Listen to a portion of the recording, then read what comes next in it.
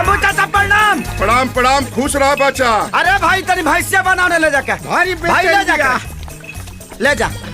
तोरा खातिर चुनरी खरीद के लेनी है, जा बांधा ने बनाता। चल चाचा। बोला बच्चा। भैंसिया हमारा तो सचिला के कान फर ले बिया, बड़ा पसीना आतिया, बर्दवावे के बा हो जाई। हाँ तो दाम बतावा। ऊ कलुआ के 100 रुपया, ओके। भुअरा के 200 रुपया, हाँ। और सुखना के 300 रुपया। अच्छा कौन पसंद बा देख लो। रोका पूछ क्या बतानी। हाँ ठीक बा।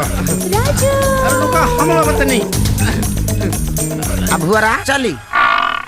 हाँ छोटुआ चली, कलुआ चली ना चली।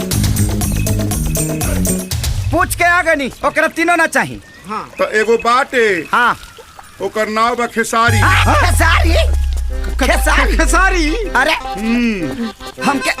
हमके आदमी ना भैंसा चाहिए। भैंसे बा, ओकर नाव खेसारी है। भैंसा के नाम खेसारी है। बाकी रेट 5000। 5000 5000 एक पारी के। हाँ एक बारी के 5000। एक पारी के 5000। हाँ खाली सूंघे के फ्री बा। फ्री में। हाँ भाई रे खाली सूंघा के ले चला। मारब जब फाट जाइबो। अरे तो फिर दा 5000। हम कमाइले बानी देहब ना, इतना चुनरी उनरी किन के लेल बानी ओकरा सुहाग रात खाती 5000 कुर्बान। चाचा और कोनो रिक्वायरमेंट? ओकरा गाना बजाना के शौक बा। अच्छा जबले उ गाना बजाना नाही सुनेला तबले उ ना गरमाला। गाना बजाना करे के पड़ी। हाँ बैंजो, हाँ हारमोनियम, हाँ ढोलक, हाँ। झाल। बाबू तैयारी शुरू। गुरु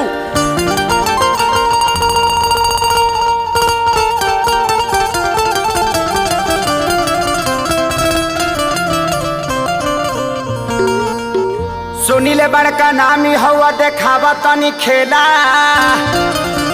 आ तुहरा खाती से जी के जैसे सजल बा तवेला। आ कही गो दुल्हा छाटी के गईली, अरे बाड़ी कोरी कुंवारी। तो हैया पसारा कुंवारी शुरू हो जाए खेसारी।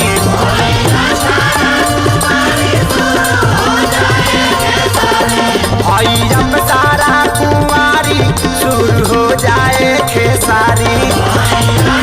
उठ जा उठ जा।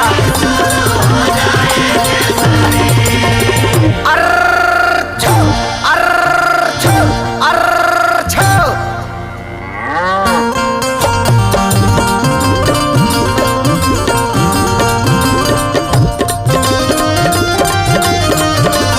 उठ जाए खेसारी, उठ जा रे उठ जो।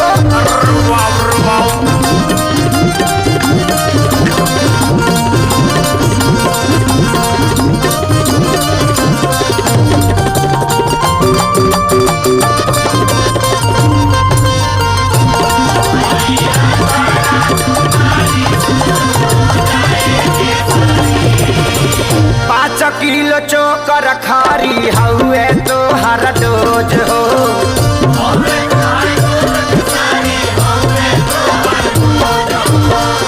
तबो तो हर मूड़ी काहे हो तनाई खे सोझ हो।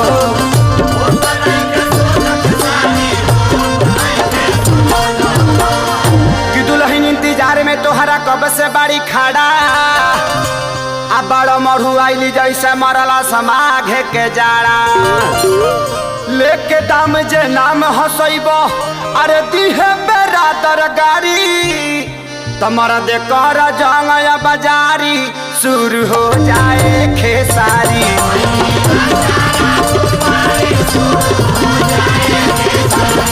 आईली अब सारा कुंवारी शुरू हो जाए खेसारी।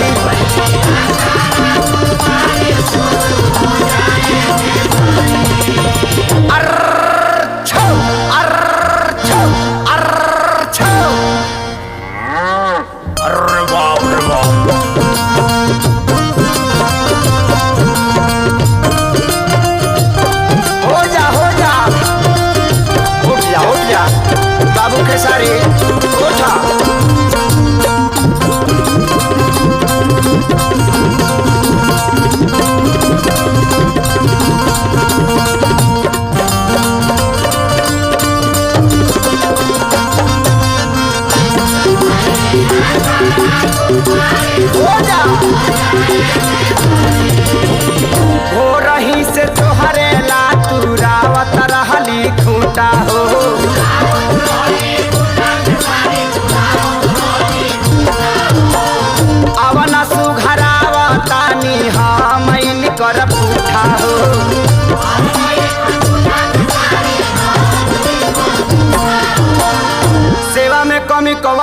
खे तो जल्दी बोला, आहे महाराज स्थान से अपना डोला।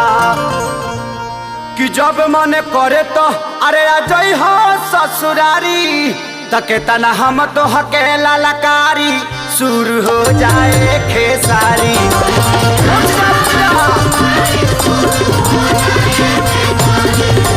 अब सारा कुमारी, शुरू हो जाए खेसारी।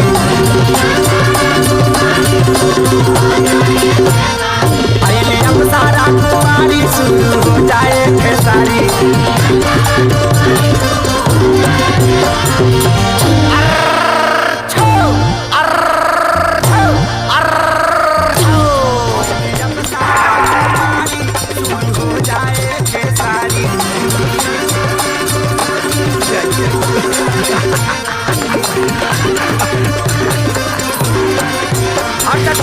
बोला अब क्या करे के होई?